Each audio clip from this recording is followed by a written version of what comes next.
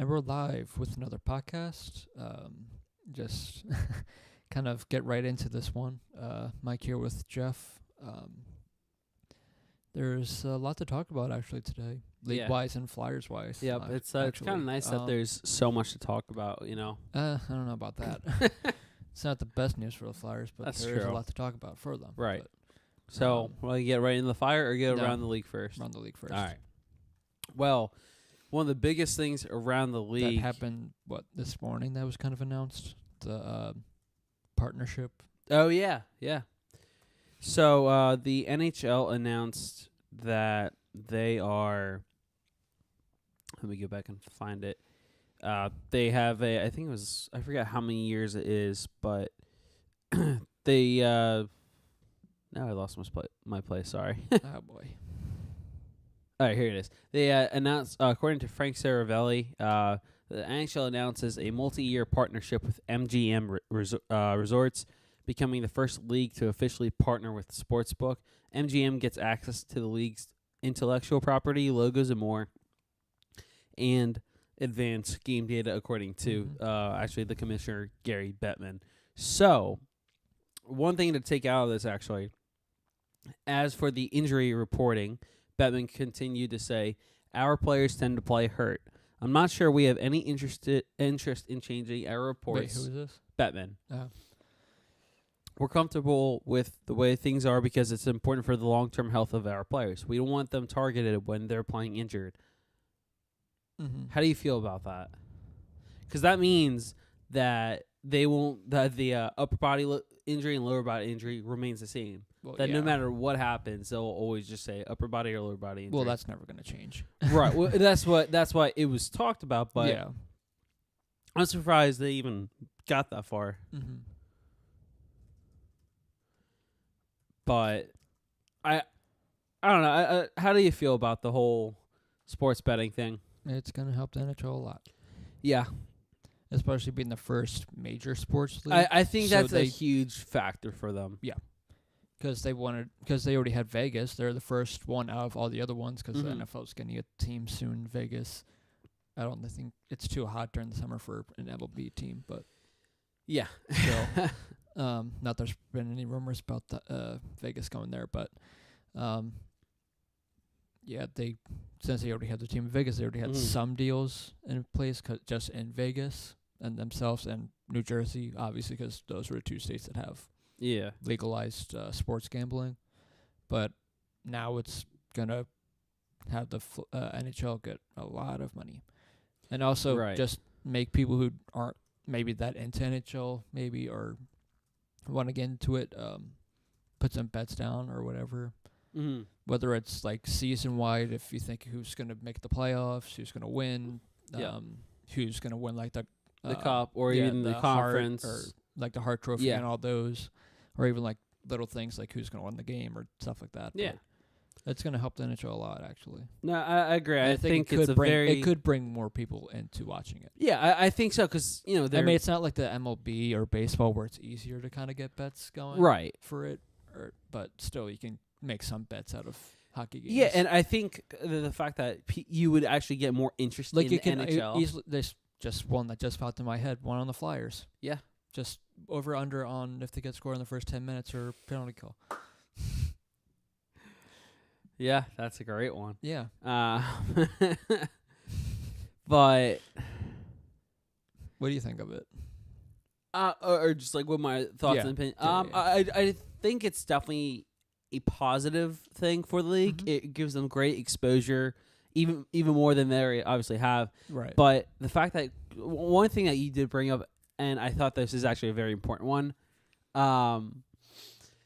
the fact that it could introduce more people to the game of hockey, I think that's going to be huge for the league. Because I mean, Vegas already did it by being Vegas. Yes. What they did last year. And everything. Oh, yeah, for sure. But the fact that people can place bets on their favorite team. Exactly. You know? And that I think mixing those two together, that's going to really, really help. But as for the injury thing, yeah, you wish it. I get it, but at the same time, you get it, but you wanted to be like, can you be a little more specific on these injuries? Well, because here's the thing: is sure. Because isn't Knight's injury like lower body? No, his was upper body actually. I think so. Yeah. Yeah, but he took a blocked shot, so it was really weird. Right. Like I don't know what's wrong with JVR or Raffle, or what, if they had the same leg issues or what. Right. No, Knight actually blocked a shot with his left hand, I think. Yeah. So technically, yes. Because they were saying in body. the broadcast, because I thought they said took a shot low and that he was limping, but then it turned out it was an upper body injury. So yeah, but I think that and the quote that Bettman mentioned with the whole, where, we don't want them targeted. I think if you take a step back, maybe 10 years ago, 15 even, you could see players getting targeted. But now today's Angel, I don't think you have to worry about that. Sure, you have only if some if you want to go back to what was it, what's his name during the preseason that remember the one play with Montreal and Domi. Yeah, Domi thing. Yeah. There's going to be some retribution when they play again. Oh, yeah, for sure. So there's like that kind of thing. Yeah, but there's not actually like going out and like hurting someone. No. Or like what the Flyers did when Crosby first came to the league. Yes. I mean, you still have those things, but you're not really targeting. Exactly. And plus there's less enforcers in the league, which you still have your enforcers. But right. We'll there's Reeves in a second, but I think there's maybe like between 5 to 10 enforcers now in the whole league. Yeah, half of them are on the Islanders. That's a good one. But anyway, so I think overall, though, most are on the Islanders. One's being suspended, so it's really just Ryan Reeves. Yeah. And that's true. Good point. At least the biggest one. There's still other ones, but like bigger names that are like that. But yeah, that's a big thing that's coming up. But the other big thing is the appeal process after Tom Wilson's suspension is upheld. A little update on the whole Tom Wilson thing. I forget when this was reported. This is I'm trying to think how long ago, because that article was posted actually just yesterday. Mm-hmm. But many Capitals players, especially okay, so the NHLPA have officially filed an appeal on behalf of Tom Wilson. It will be heard by neutral arbitrator Shyam Das on October 31st in New York. So in 2 days, there will be that, as Tom Wilson will appeal the appeal. A source confirms to John Shannon from Sportsnet that the Caps forward will take his 20-game suspension that Bettman held up to a third-party arbitrator. I think it's just it's kind of ridiculous that's gone this far. Mm-hmm. Just take your punishment, your suspension, whatever you can call it, your consequence, and consequences are word of the day. The secret word. But anyway, and there goes your mic. But no, I think he's just got to take his suspension. It's hard to defend what he did. It really is, and especially with his history. That, and also the play itself. Exactly. Even with no history, that's still very hard to defend. Pretty dirty hit. Like, I get wanting to defend him, and maybe, like, okay, I kind of want to see what happens, because the NHL, and if it gets appealed, there's a possibility it gets reduced. But seeing how high your suspension was with 20 games, Bettman's trying to make an example out of you with this, and the player's safety, whoever's making the call. For once, I'm giving Bettman a lot of credit here. Yeah. Like, a lot of credit. But now it's going to a third-party arbitrator. Yes. So. Which I'm curious to see how this is going to work out, because I don't think I've ever seen not like that fucking NFL where it takes like 4 months to figure this thing out. And then, no suspension. Yeah. Which I don't think. At Ezekiel Elliott. I don't want to get into the whole... Oh, I don't either. That either. But anyway, so some of the team members of Tom Wilson were left disappointed with the decision. Once again, TJ Oshie said on Sunday, quote, "I think it's unfortunate.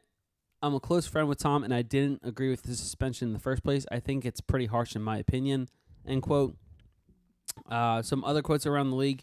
Like, if you're doing it as a way to reduce like the games itself, like you're still going to take a hefty one, but 20 games seems excessive. I can kind of. I can see that a little 15. bit. Yeah. I think 20. As in, like trying to defend that, like right. the 20 games itself. Right. Like you can't think that. Yeah, I'm not gonna. Yeah, it's tough. Be suspended. I shouldn't be suspended for this hit. Right. Devontae Smith Pelly said, "I'm I'm trying not to get in trouble. That's his ruling. So we'll see with the other appeal what happens with that." End quote. There are some other ones. Mm-hmm. Here's actually a rather long quote by Braden Holtby. It's quote. "It's not much of a surprise when Bettman's the middle guy in this because he works for one side." Right. I don't know. I think a lot of expected that to happen on this one. Just move on to the next one with the real guy. That's the neutral arbitrator. Any end quote. Comment from the NHLPA? I don't know, because I think the third party's going through the NHLPA or being brought up by the NHLPA. The third party. It'll be heard by a neutral arbitrator, right? But I think it's the third part or the NHLPA that's helping with that one. Yeah, but it could be wrong. I am not sure. Yes, NHLPA files appeal on behalf of Wilson. Yeah, that's what I saw. Okay. That's on TSN.com. Bettman wrote, "I find that 20-game suspension assessed to Mr. Wilson on account of his illegal check to the head of Mr. Sundqvist is supported by clear and convincing evidence. Mr. Wilson's recent play has threatened the safety and well-being of opposing players on too many occasions, despite prior discipline being assessed and despite the considerable efforts of DPS or Department of Player Safety to counsel Mr. Wilson on how to play within the rules." That is a great quote right there. Yeah.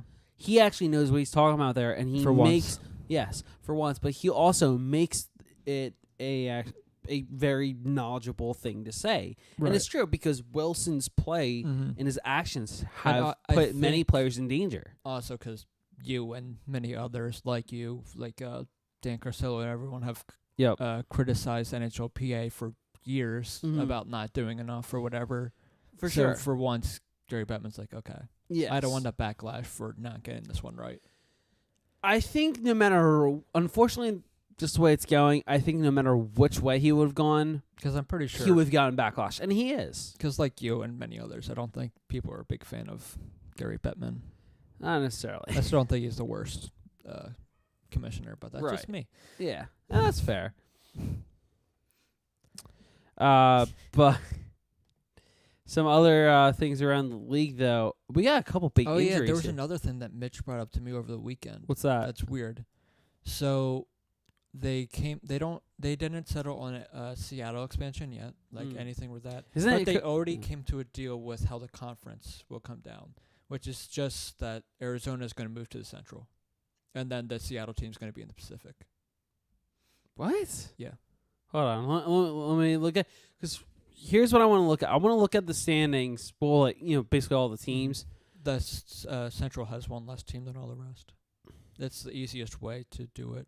Okay, so you said the Central will get Arizona. Hold on, I gotta get a division.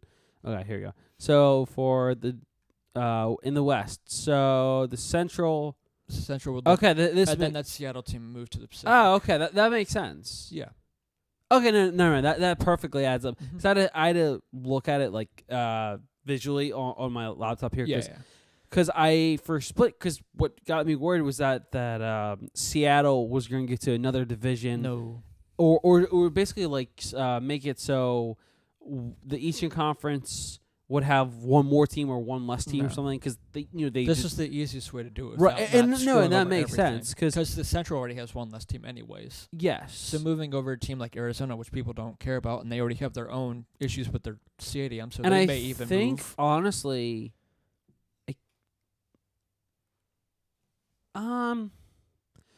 Or I doubt it, because you're not going to move Edmonton because they have rivalries over there. Yeah, Detroit's not going to want to go back. Columbus doesn't want to go back. No, and that just it just makes sense for Arizona. Yeah, all right, that makes sense. Then you're not going to put Seattle. So Arizona goes to the Central. Seattle goes to the Pacific Division. Yeah, and then I did see this is like a while ago. Something's going to happen in December when it comes to Seattle. Mm-hmm. I think that's when they're going to review the whole thing next. So I think in another month and a half or so, they're going to take a look on when this thing could even happen. They're definitely going to have a Seattle team. Oh, yeah. I mean, they already built a stadium. Yeah, they already have the stadium. They already have the divisions lined up. So the only thing that's now is the ownership and everything for money and whatever the other expansion things are. Yes. But I guess we can kind of turn over towards the league itself, stuff going on the season. And obviously more like every other podcast, there's injuries every day. Yes. There are a few injuries. First one, Victor Hedman. He will miss a week after taking a hit the other night from a hit by Ryan Reeves. Another one of those gritty players. Yes, but goon players. But the thing is that because we talked about this before the podcast, I showed you the hit. Yeah. I think I don't think it was a dirty hit. It wasn't a hit. He just got him under his arm. Yeah, actually, so that's fair. It wasn't even really anything, a hit. I think his shoulder might be a little sore or something. That's probably why they put him on IR. Because I don't. No. Hedman's not on the IR. Right. For him being out. Yes. But I certainly think that it, of course, is a big loss losing Hedman for. Oh yeah. He's missing at least 3 games, or at least a week. My thing is I don't want to. It's not the biggest of deals now, especially early in the season. But right, but taking a look at their schedule. Yeah. Here, I got it right here. Okay, so he's gonna miss a homestand. He'll miss the games against New Jersey Devils, Nashville Predators. Also, Andre Palat's status remains uncertain as well.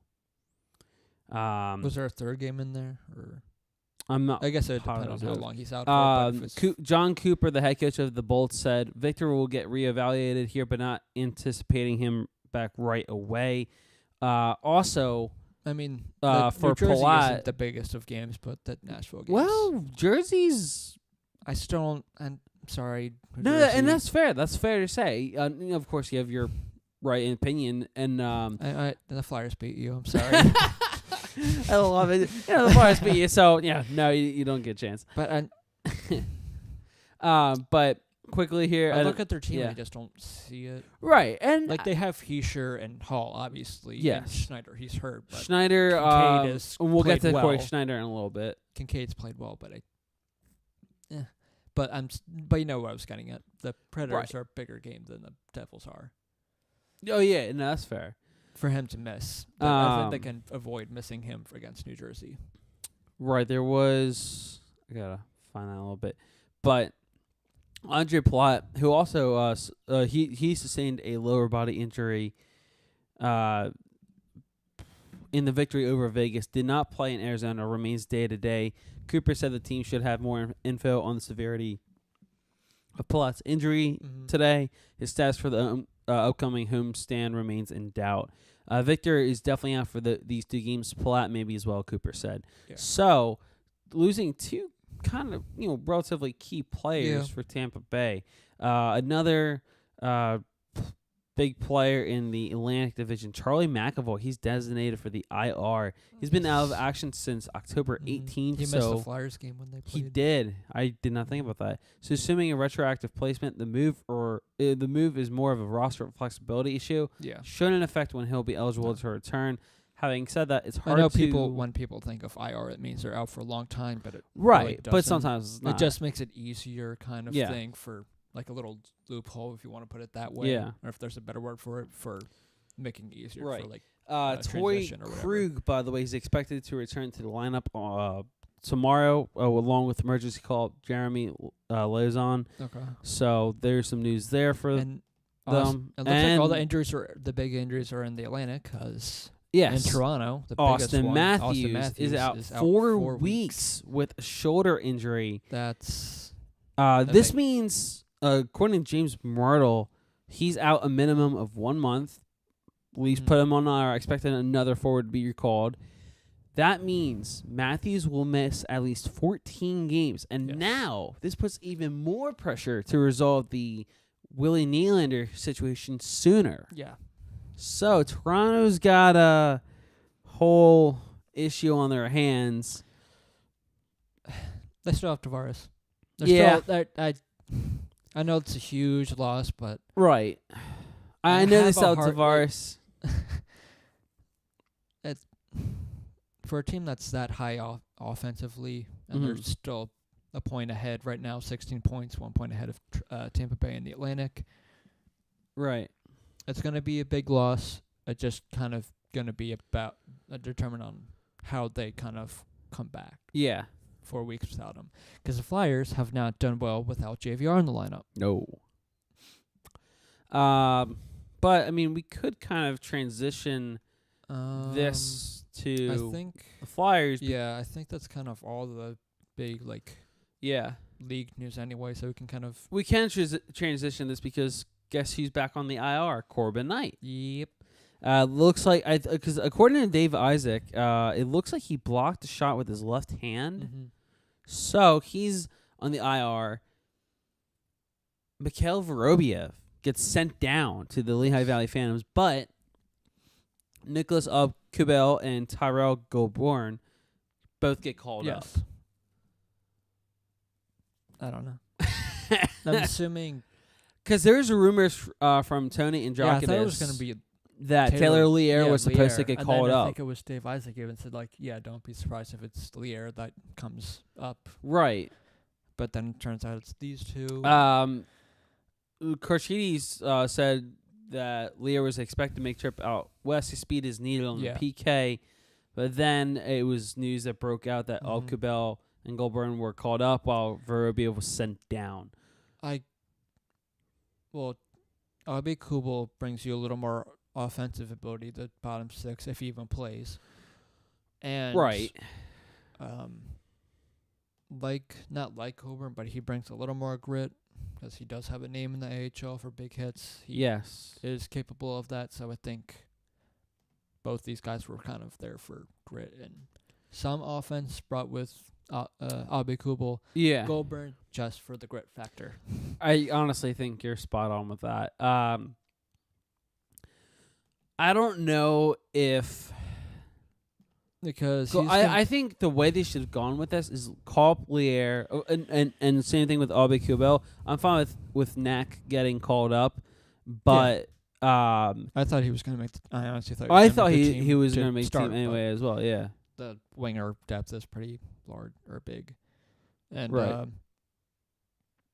But now because if both of them play, would mean maybe Weiss is out and then someone on the third line's out. Yeah. No. That's not true. Because Knight's out. So Goulbourne might be taking the place of where Knight was on the fourth line.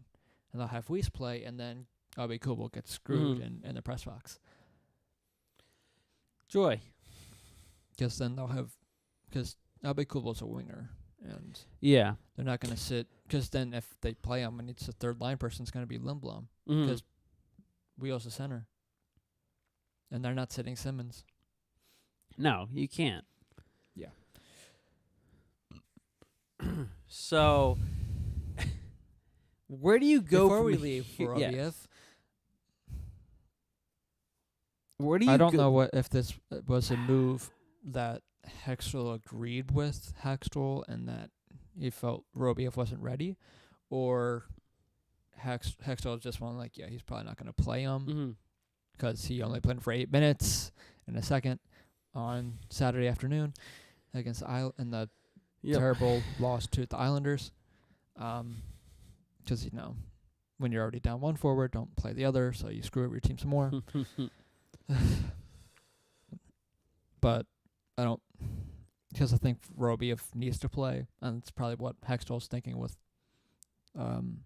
sending him down, which obviously did happen because he played in the 3-1 loss to the Phantoms last night to Hershey. Yep. Lyon also played that game too, in case people were wondering. And Hart had a good weekend. Yeah, he did. I think he made a very a great leg kick save. But there's kind of going back to the whole call up and sent down thing. Charlie O'Connor from the Athletics said Goulbourne is a hard worker and seems like a good good guy. I was going to bring that. But there's nothing in his stat profile to make me believe he'll be an effective NHLer. Last year, he's caught up after a lackluster showing at home and seemingly in response to the team's lack of intensity. Same thing here, ? And he might be wrong to something. In that case, I would have rather had Danik Martel start more than... Yes. Because Martel was sent down and Goulbourne was sent up. Yes, I remember that. And now he's in Tampa Bay. Is he playing, or do they healthy scratch him? No, he got sent to the minors. Was he? Yeah. But the thing that I don't get is that I thought they had to give him a roster spot. No, not necessarily. I don't know, but either way, I think he cleared waivers. Yeah. But so. But now because because the Flyers are on a road trip, so they just brought an extra forward just because that makes they sense. Needed it. Yeah. That's why people were thinking later was going to come up because they needed it and they already had Knight going to be out. So true, but now it looks like the third center job could be Jordan Wheels. It is. It should be. Unless you want to put, in my opinion, Lawton. You know he's on the second line now, right? With Patrick and Voracek, right? Or no, did they put Lindblom back on there? I think they put Lindblom back there. I don't know. They're going to probably blow up the whole lines again. Honestly, I don't know what's going on with the lines anymore. Because I don't think they've really practiced. I don't know if they practiced today because they're going out to Anaheim. So. Right. With not the easiest of road trips and no. Not my favorite because I hate when they go out west. Because they play Anaheim, then they play L.A., and then San Jose, and then Arizona. Yes, in that order. And then you have, after that Arizona game, it's a home-and-home series. Mm-hmm. Against Arizona again. Yes. A couple days later, but I'm just 3 saying, days later. I don't like when it's at like 10:30 at night when... All right. 10:30 there's 3 games, 3 consecutive games that are 10 o'clock or later. Yeah. For the Flyers, and then there's a 9 o'clock game, which is better against Arizona, and then the game at home that's also against Arizona. That's at 7. But the one nice thing is the Flyers, they're on quite a bit of a homestand once they get to that second Arizona game. They go Arizona, Chicago, Florida, I don't know if that's New Jersey. I don't know how good that's going to be if the Flyers and then Tampa. If the Flyers continue to play this well, I don't know how that's going to be. Right. It might be a bad thing. You know, Flyers fans are just going to be restless the whole time. Oh, yeah. And they're going to by be the drop of the puck, if it's a terrible pick or terrible road trip, it's going to be fire Hakstol chance right away. There was some. Oh, where was this? Because I saw this on Twitter, and it was unbelievable. I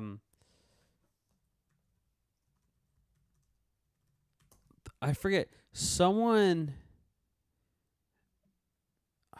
I'm going to be kind of mad if I can't find this because they.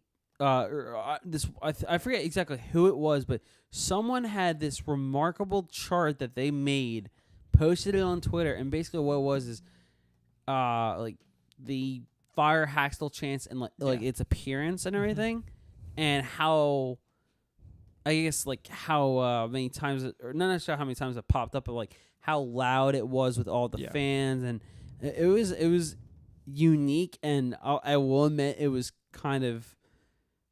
Are you surprised? Even Mitch said, I wouldn't be surprised if, like, right away it's fire Hakstol chance or whatever. But players are backing him up. Shane Gostisbehere said on fire Hakstol chance. Not really fair, kind of a scapegoat.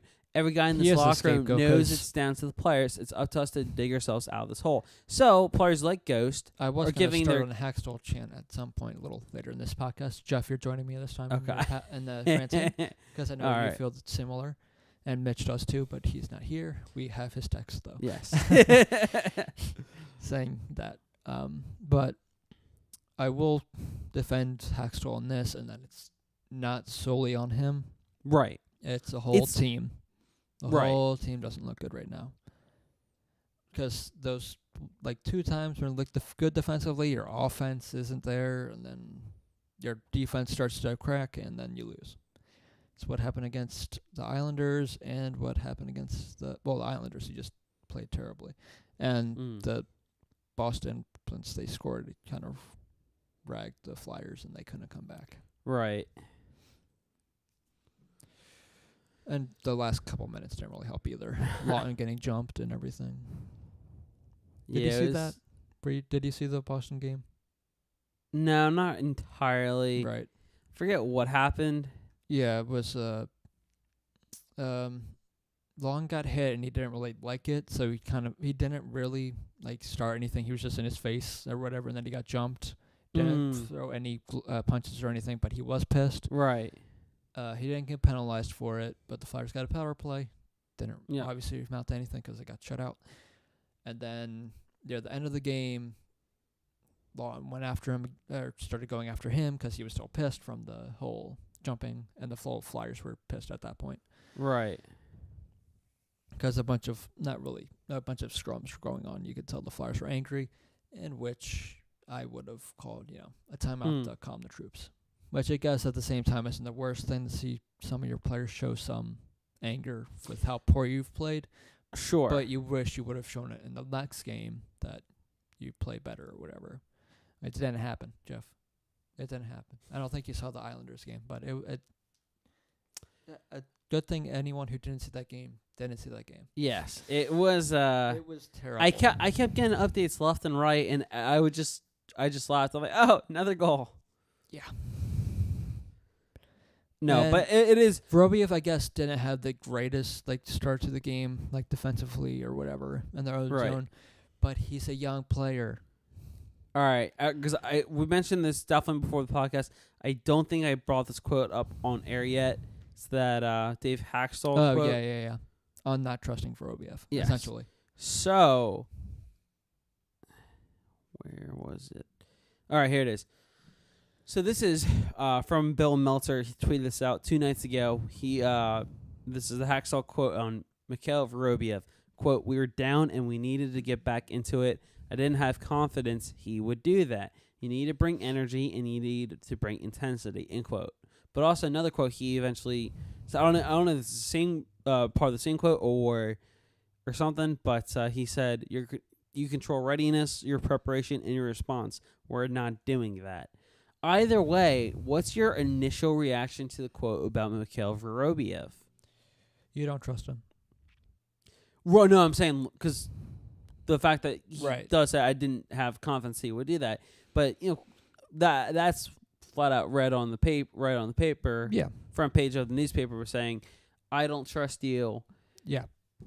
Where Where do you go from here? Because Vorobiev did end up, when he got sent down, he did play. Yeah, he played. He didn't really. I don't think he did much. But Tony Androkidis, what's up? He didn't record any points or anything from the game. But he also to be fair, though, he also didn't get a minus either. Yes, to be fair, though.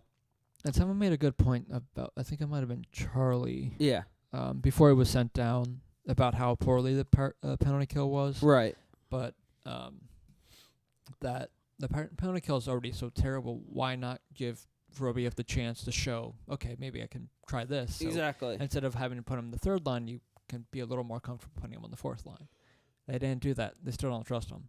And even they put Knight for the couple games he played. They put him on the PK, so your PK is 29th. You really love that 29, don't you, Lappy? Or Dave. I don't know who's calling shots on PK anymore. Oh my gosh. But that's the only bad thing about if you fire Dave Hakstol. Because if you fire Dave Hakstol, and just fire Dave Hakstol, the interim's either going to be Lappy. Yeah. Or what's his face, the power play. Oh. Knobloch. Yeah. Or they do the Phantoms coach, which I haven't heard the best from either with his coaching style. So that's the only downside, because if only Barry Trotz didn't sign with the Islanders and the Flyers are doing terribly, I'm like, fire him, we can take Barry Trotz. Here's actually interesting. Sam Carchidi, I'm glad you brought that up, because Carchidi tweeted out again 2 nights ago, Bovada odds. Oh yeah, the odds on the first Flyers. coach to be fired. John Stevens 7-2. Mm-hmm. Jeff Blashaw 4-1. Mm-hmm. Bob Boner. But I knew you were going to say that. Bowner 9-2. Todd McClellan 9-2, Mike Yeo 11-2, Dave Hakstol 15-2. Yeah.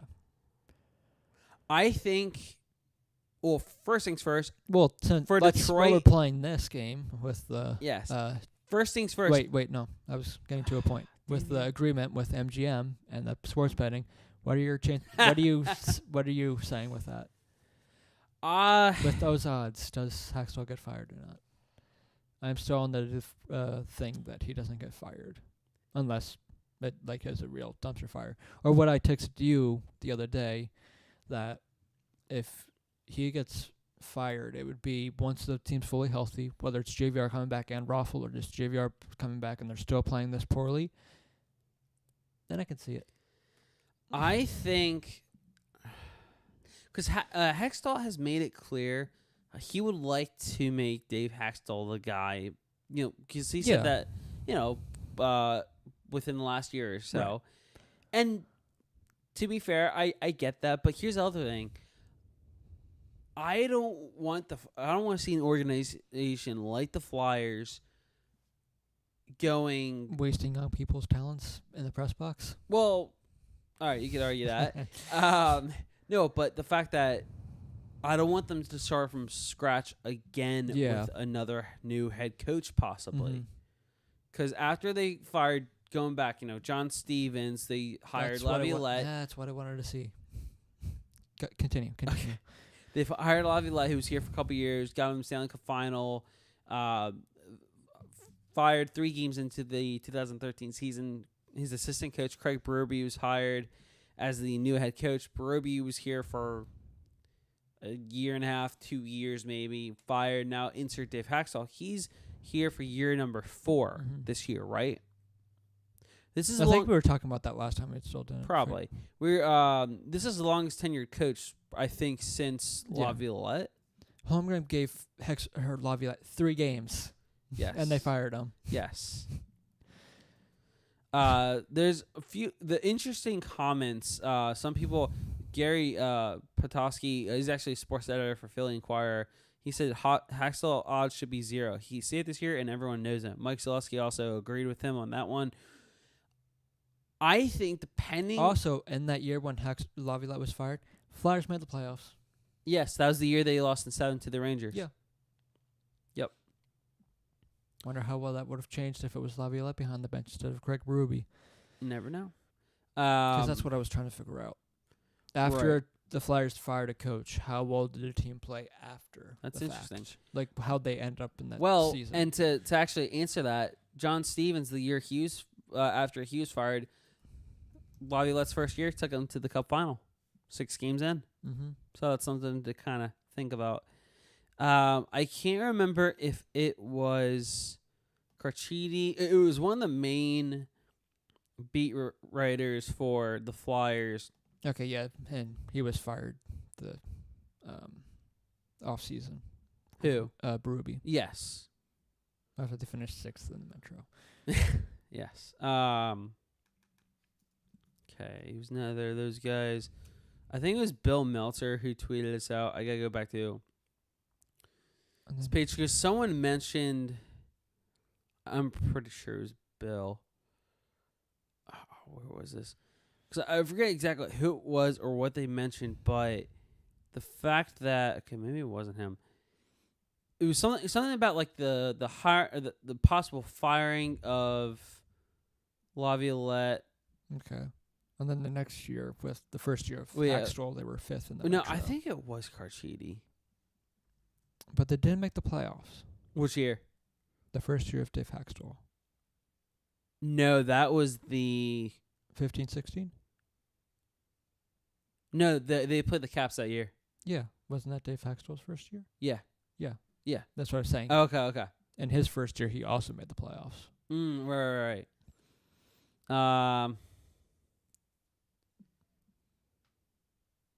Yes, it is his 4th year. Just to get that. All right. It is his 4th year.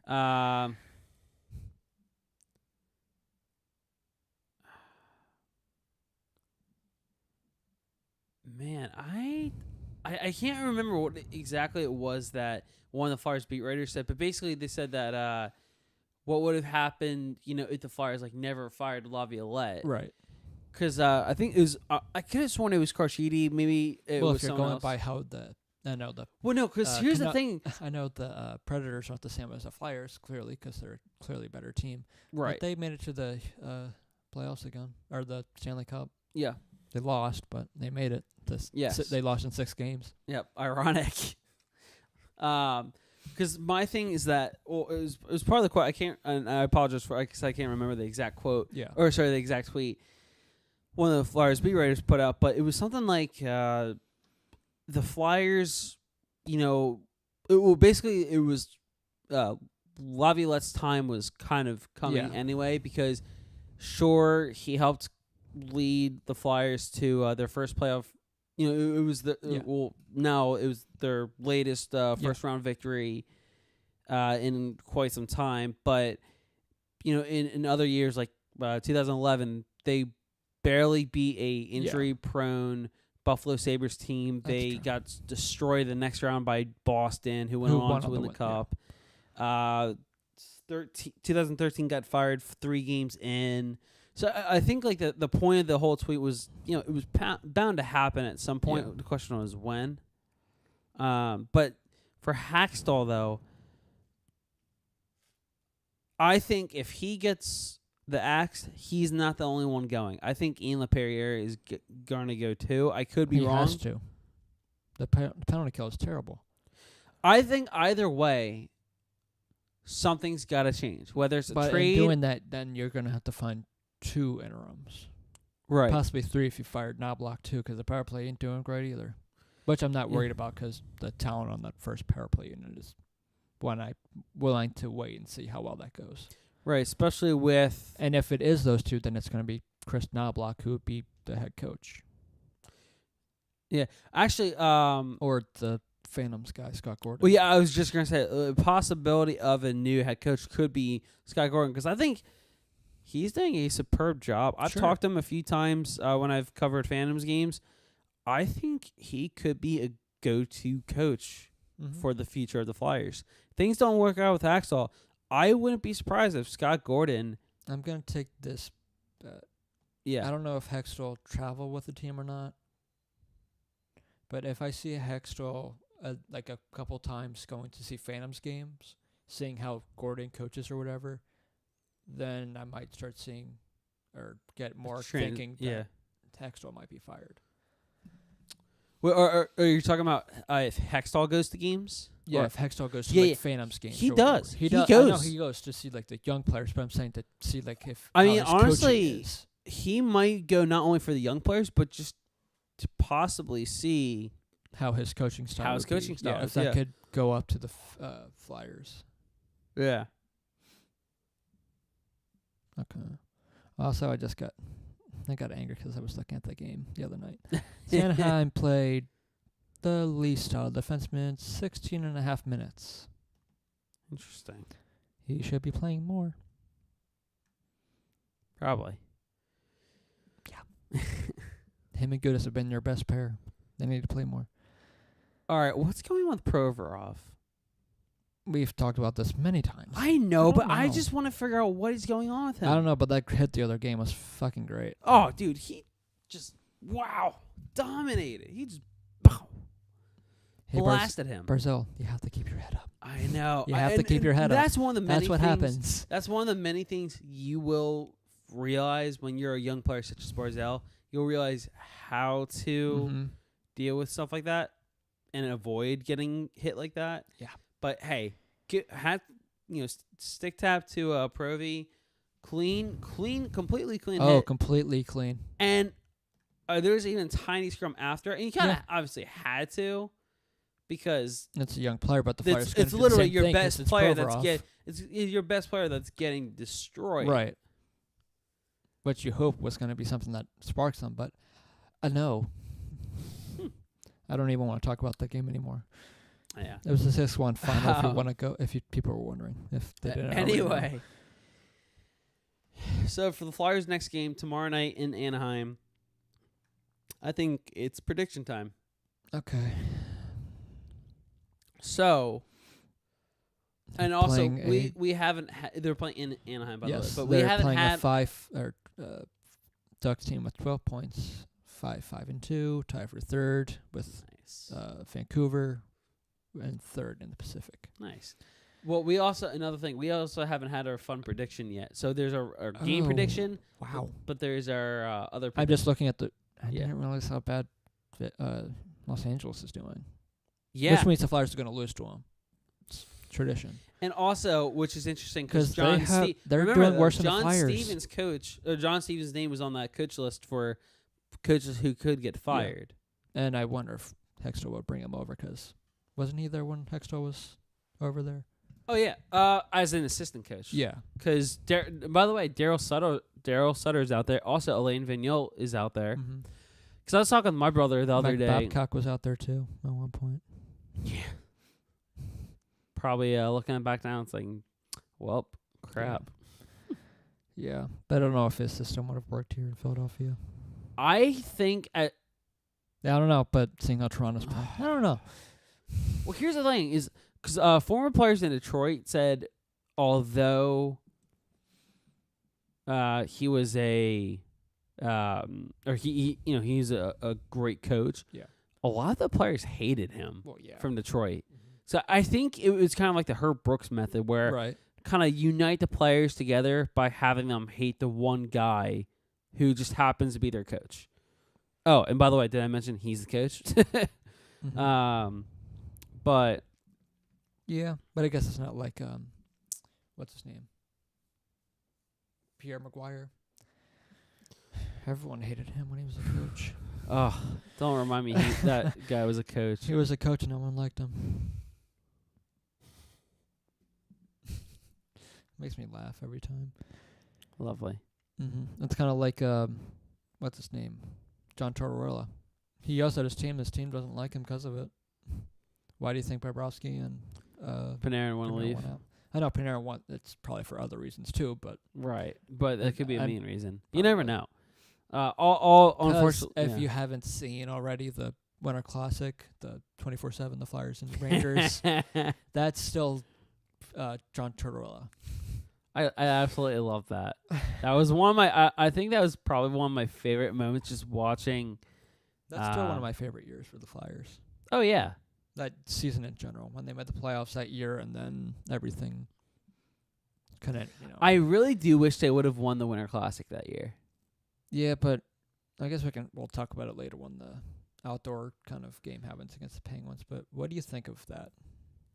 Like the more outdoor games, because I think they're kind of beating a dead horse with it. Well, all right, I think it's gotten much better because in 2014 there was like 7 outdoor games, and that was unbelievable. New Jersey played New York played in 2 of them. It was one against New Jersey, the other against the Islanders, and I thought that was a little ridiculous. But all right, I think at most you should maybe have 3-4 games. I would have just gone back to 2, or even 2. Yeah, Heritage Classic and the Winter Classic. I think that would be perfectly fine. I do like the opportunities. Seeing like the Penguins and Flyers, but you don't have to do them every year. There's other rivals that you could do it with. Well, all right, no. I like where you're going with this, but I'm gonna rephrase your question /statement because we're seeing the same teams almost every year in the Winter Classic. Though Boston and Chicago are in it again this year. Right, and it was Buffalo and the Rangers last year. Yes, but and those two teams have done it several times too. To be fair, this is Buffalo's only their second time. New York. All right, so I'll basically because the Buffalo was in the first one. Okay, so Buffalo and Pittsburgh. So Buffalo, this is their second time. Pittsburgh has done it 1, 2. Well, it's not a Winter Classic; it's just an outdoor game. The Flyers Penguins won. Well, no. But I'm counting. You're just in the teams that have done it. Yes. Okay. So Penguins have only played 2 Winter Classics. Detroit has played in 2. Toronto in 2. That was actually, I don't know why. Oh, that's why. Sorry, Toronto only 1. My fault. Detroit in 2. Washington and I could have sworn it was 3, but it was 2. Chicago are ready for this. 2009 against Detroit. 2015 against Washington, 2017 against St. Louis, and now their 4th Winter Classic this year against Boston. Oh, and Boston, by the way, They played Montreal 2016, the Flyers in 2010. This year against Chicago. This is their third Winter Classic. I think I get wanting to do like teams like that because they're teams that'll get you to watch. But the thing is that there's a chance for Chicago not even be good this year. True. I mean, they started off pretty well. Oh, no, and don't get me wrong. I think Chicago's going to have a much better year than everyone thinks they are. But look at last year. New York and Buffalo. They were last in There's no disrespect to those two teams anyway, but New York and Buffalo. Yeah. For the Rangers aren't good this year, and the Sabres weren't good last year either. But that's exactly what I'm saying. The year before that, year, but they're still to be fair, the year before that, it was Chicago and St. Louis. I thought that was a great game. Sure, Chicago's in it again, but I thought that was actually a great game. Because they're rivals. Exactly. Montreal, Boston, fantastic. One that didn't make much sense, Chicago, Washington. Didn't Anaheim and LA play in one? There was It some out west. It was an outdoor game. It was an outdoor game in Anaheim or LA, one of those two. I know Anaheim's done a couple. I think LA's done some. Yeah. One or two. Yeah. Why not see Edmonton? Exactly. They're in the Edmonton, Calgary. Yeah. They were actually they have the appearances right here for most appearances for because there's only been what teams haven't been in it yet? All right, well, so I'll put it this way: 3, 6, 7, 8. Hold on 1 second. I know we're getting off topic here, but there's been 11 teams in the NHL that have been in the Winter Classic so far. Chicago, New York, Rangers, that is. Washington, Boston, Detroit, Pittsburgh, Buffalo, Philly, Montreal, St. Louis, Toronto. So basically, literally every team. Mm-hmm. Nashville's never been in it, right? No. I want to see a team like Edmonton or like... That would be a good one. Winnipeg, Nashville. Yes. That would be a really good one. This is kind of throwing out there, and they're new, but Vegas for one of these years. Yeah, absolutely. I think they should get them. I don't know. They should get a chance. Don't think they have a rival yet, but... And that's the thing is... Or you could do a rematch, Vegas Capitals. Yeah. Or Vegas and Winnipeg. Yeah. And no, because I would love to see, maybe Toronto again. Because that was a fun series, Winnipeg and Vegas. It was a fantastic series. I loved it. But no, I certainly think that the NHL needs to switch up the Winter Classic more. They need to get newer teams, and maybe Tampa Bay. Oh, yeah. Maybe a Florida team. The only problem with the Florida team, if you do it in Florida... No, I'm not saying necessarily do it in Florida, but at least have those teams involved. That's why you don't really... switch it up. Think about it. Maybe That's the only problem is the ice and everything. With right, and that's why you got to pick two teams that make sense. Detroit's been in it, right? Yeah, twice. Okay. 2009, 2014. Who'd they play? 2009 Chicago, 14 was the Maple Leafs, and that went to shootout. That was in Michigan. Yeah, they didn't even play in Toronto or Detroit.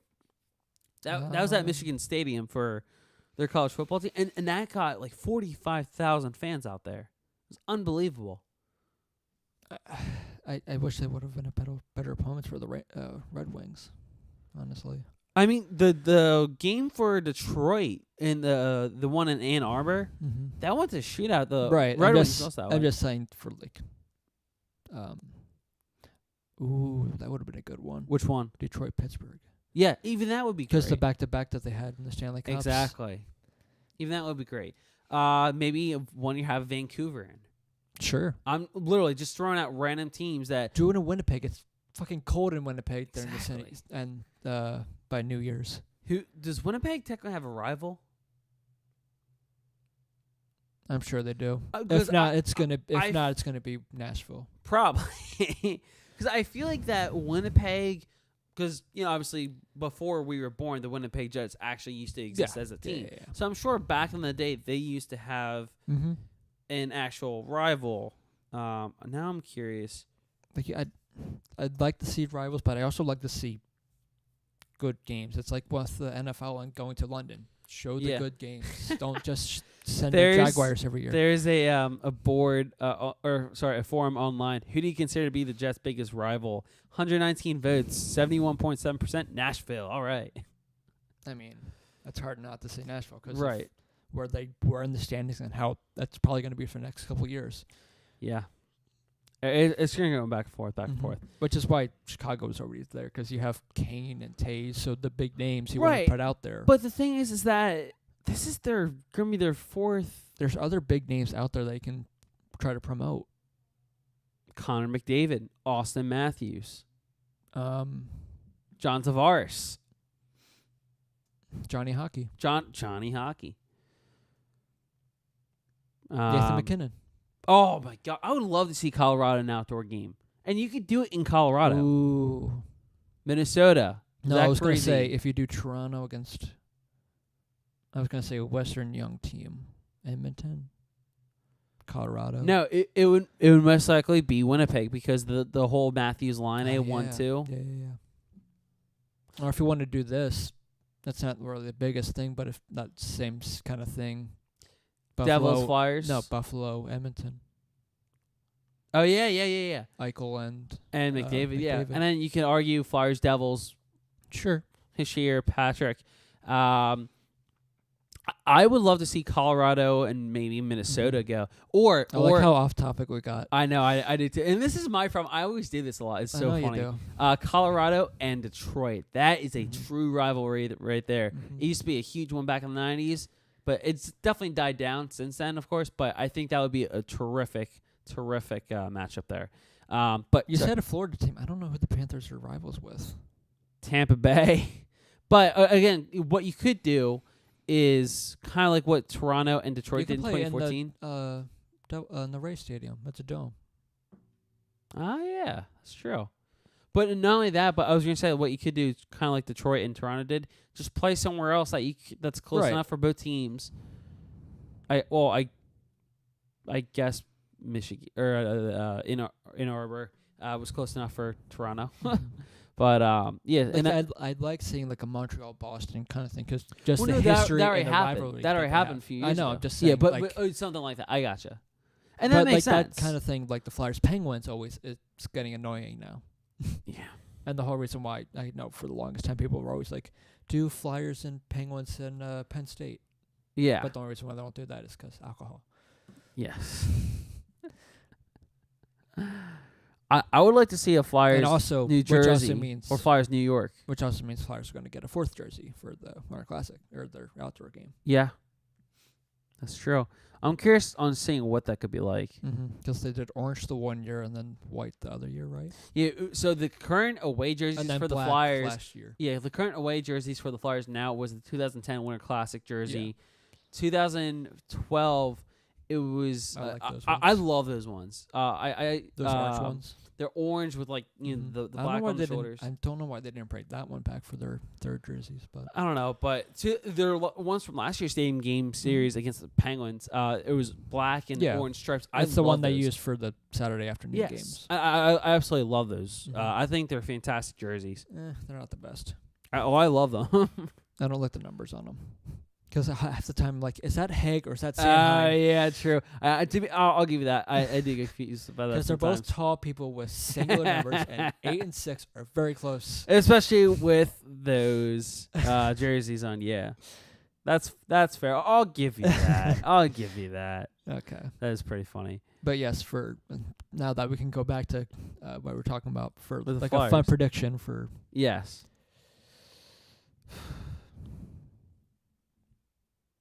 Yes. Ducks wear their third jerseys. The ones we were talking about last time. Yep.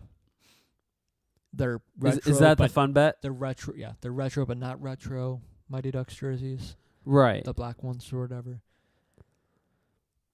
I wonder who starts for the Flyers.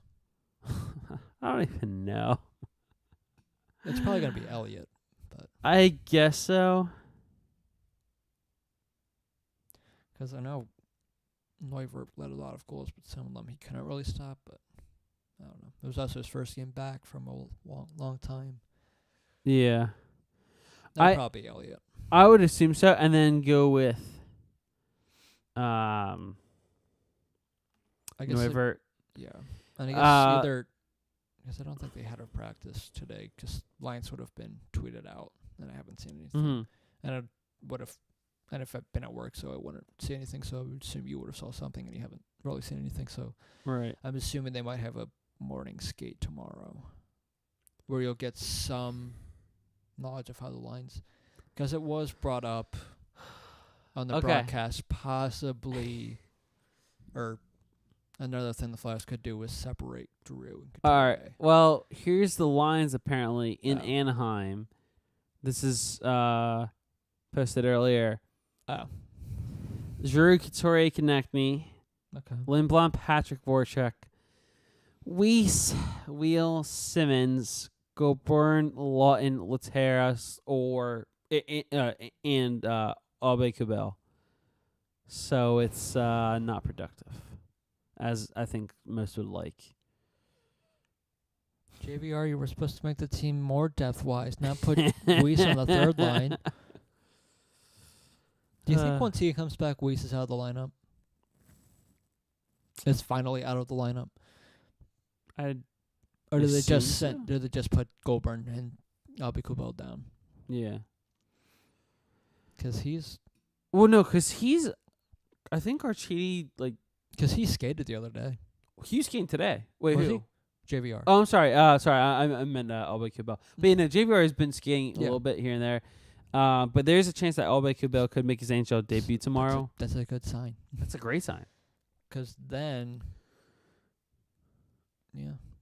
Because then you'll have that... You can have the first two lines that people thought was going to happen with JVR, Voracek, and Patrick, and then the Couturier, Drew, and Konechny. Unless... This is another option. I don't see it happening, but Drew, first line center, and Couturier, the second line center.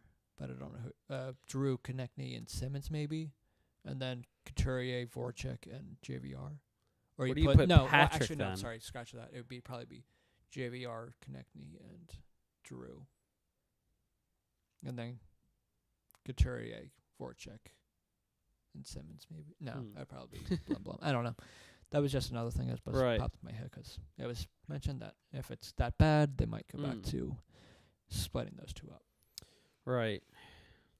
I just don't think they shouldn't do. What's your fun prediction? Well, all right. I want to go back here actually to the Quack chants start like in the Mighty Ducks movie. What's up? Yeah, right. As for the... If you're a Ducks fan, are you angry that they don't go quack, quack, quack before they start every period? Because I would be. Yeah. I would want my money back if that wasn't a case. Are you kidding me? This is ridiculous. But...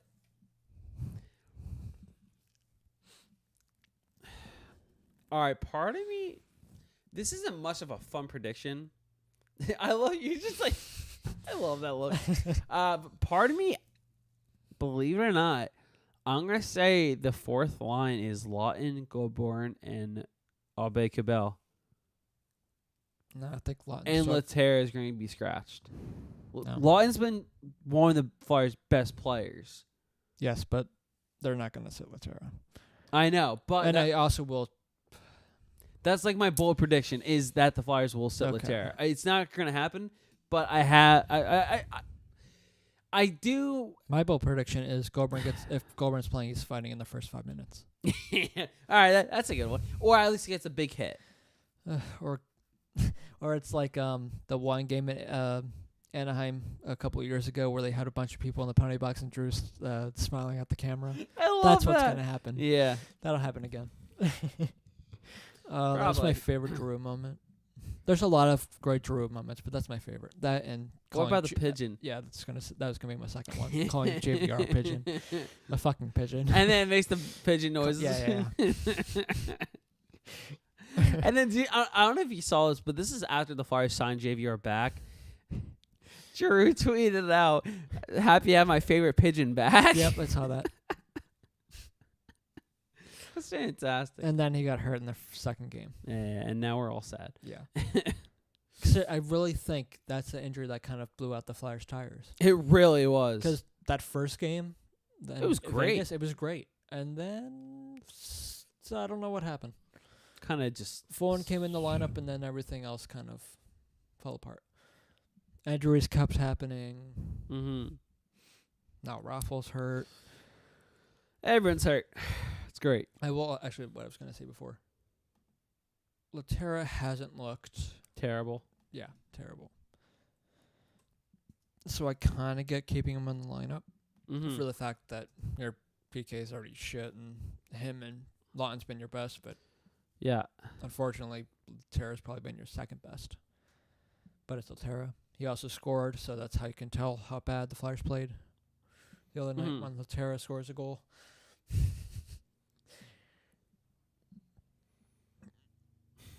I still want to play Weiss. That's what I take out. That's an easy person I would take out because I think Weiss or Laterra is going to set one of them well.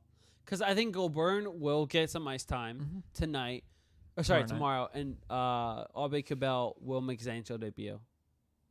Okay. He'll probably make his NHL debut on the third line if that's the case.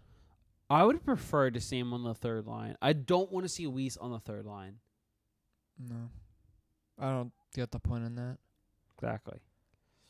I don't know. So I don't know what we'll wait and see. It's kind of what you said earlier in the podcast, the quote or whatever, or what Mitchell was saying. Yes. In the text that you guys were having. It was before the podcast. The whole spark thing for Goulbourne. Yeah. Or the whole veteran thing that Mitchell was bringing. Oh, yeah. Can you bring up that quote? I can. I can't remember it off the top of my head, but you know the one I'm talking about, right? Where he's saying, what's the point of saying these things about the vets? Here it is. So, from Mitch said, if we're saying, people are saying that the team needs Tyrell Goulbourne to provide this quote-unquote spark for the team, then what is this quote-unquote veteran leadership that McDonald, Laterra, and Weiss provide? If these guys and the coaching staff can't motivate their team on their own, then they shouldn't be here. I agree. Yeah, brings up a great point. Get putting your veteran guys in, but it'd be great if your veteran guys were good. But not only that. No, not only that, though, but like Goulbourne. I think, he has potential to help the team provide a little bit. Kind of like he did last year. Like, literally, in his first shift, he had a huge hit. And then he had an assist on the Lawton goal. I saw your retweet on the Wings thing. Yes. I had to. Sunlight glasses. Yes. I can just to completely change the subject. But anyway, I know. I think I get it. I got it last year because I got it. There we go. Because Filppula wasn't the best. He showed his age and everything, but he brought a great veteran leadership to the team. And that's why he kept playing him. No, and that's right. I think that's why you played him on the third line and gave him so much responsibility because he and still is good on the faceoffs. Yeah. And sad for the Islanders, but he's their leading goal scorer. Woo. But you know what I'm saying, though. That kind of veteran leadership I was okay with. The veteran leadership we have now, outside of like the top 6 of like the Giroux, Couturier, Simmons, them and all. There are other veterans of Weiss, Laterra, and Fulton, McDonald. Mm-hmm. Not the greatest bunch of veterans. Which is why I would take some chances putting some of the younger guys in just to see what happens. Right. What's the worst that could happen? You're already not playing that great. What's the worst that would happen if you put on your fourth line Aube-Kubel and Goulbourne? Mm-hmm. Yeah, I would prefer to see Aube-Kubel on either third line or fourth line. Either way, but I was saying like with like Lawton in the middle. Oh, right. Lawton in the middle. Then like the third line of Wheel, Lindblom, and Simmons, and then the top 6 of what they were before with. I don't know. It's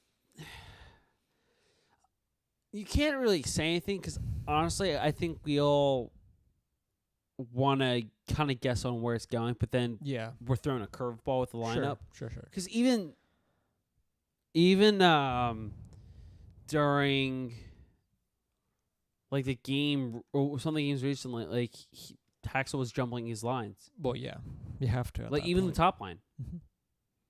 They jumbled the top line. He had one shift had Latera on the first line the other night. Afternoon. Yeah.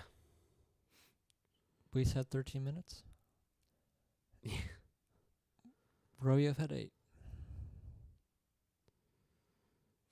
No one was even close. Just Carbonite with 3 minutes, but he was hurt.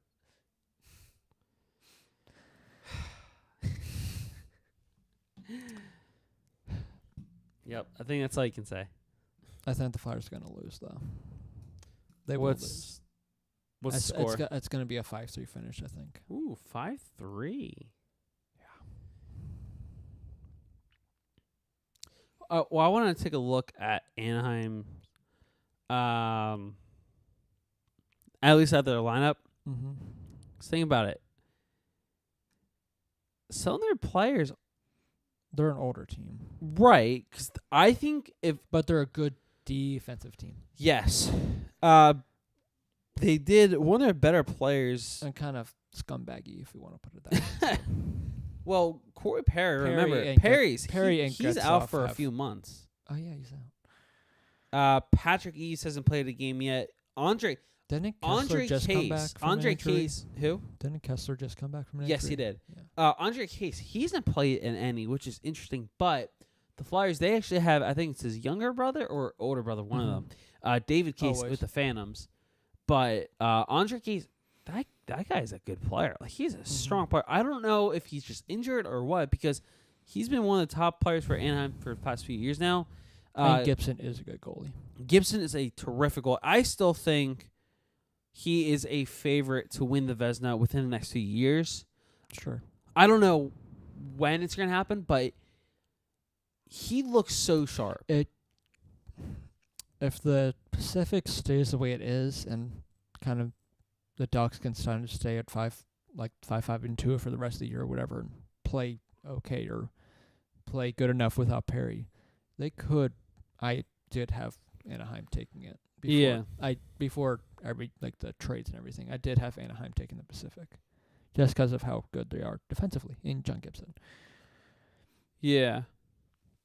Oh yeah, and their backup is he's not as good as he used to be, but Ryan Miller. Yes. But I think honestly, he's a good backup to have. Well, yes, not only that, but I think the fact that Ryan Miller is your backup, and it's a perfect situation for John Gibson because he's a great mentor. Miller must be fine with being the backup too. Yeah, because he's played in 3 games so far, which I wouldn't have an issue with. No. He's still going to get play time. Oh yeah, for sure. Because Gibson, and you're on a team that's most likely going to make the playoffs. Yeah, Gibson, or more than likely. You never know. Let's see here. So for his career, Gibson played in 60 games last year. Year before that, 52. This is his 6th season with the Ducks.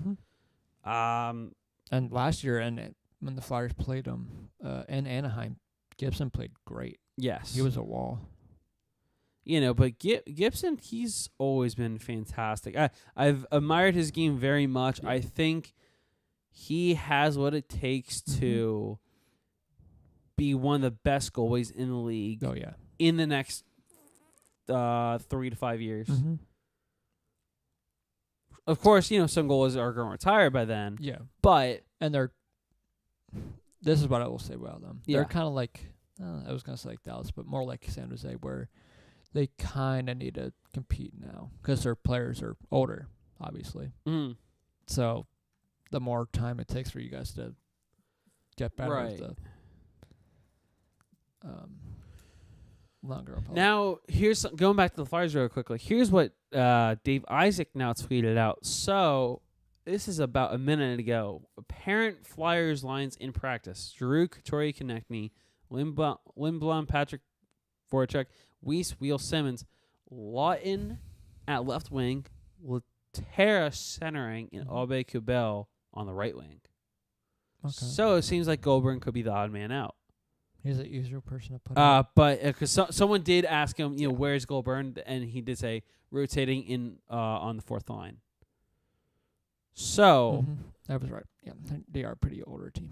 Yes. So I guess that going back to what happens, that means that except for the defense, their defense is young, and Gibson's only 25. Yeah. Damn. That's fun. Miller's 38. I didn't know that. Who is? Miller. Ryan Miller's 38. Yeah. I didn't know that. No wonder he's okay with being back up. Yeah, right. Trying to stay in the game if he can, and also trying to avoid getting hurt. Okay, this is what I'm going to say from my I said it was going to be a 5-3 final. Mm-hmm. I'll say Getzlaf, Sofferberg, Henrique, Lindholm, and an empty netter by Lindstrom. Mm-hmm. For the Flyers, Giroux, Lawton,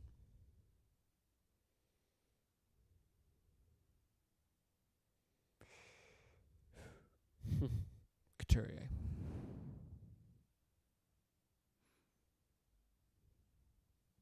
And your prediction? My standout, or I'll get to my standouts first. Yeah. After your predictions.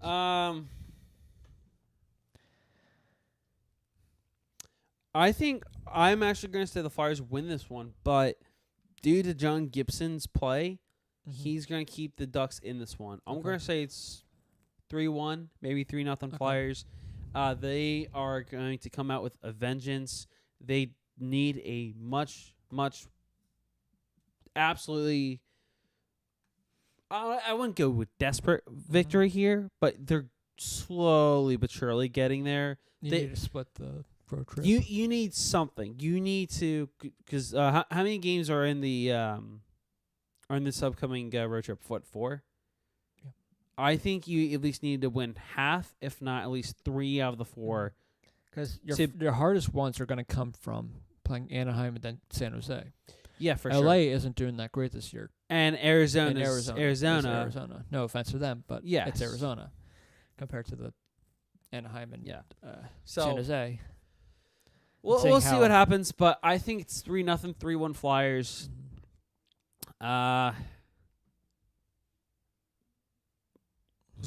Giroux will get a goal. I think Wheel's going to get a goal.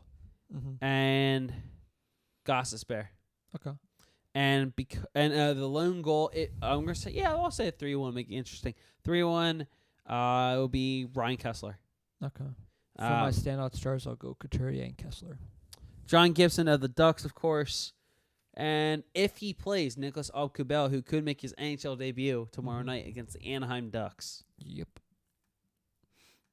But we've been talking for like an hour and 20 minutes now. Nice. But I think with those predictions, I think that's where we're going to wrap it up today. See ya.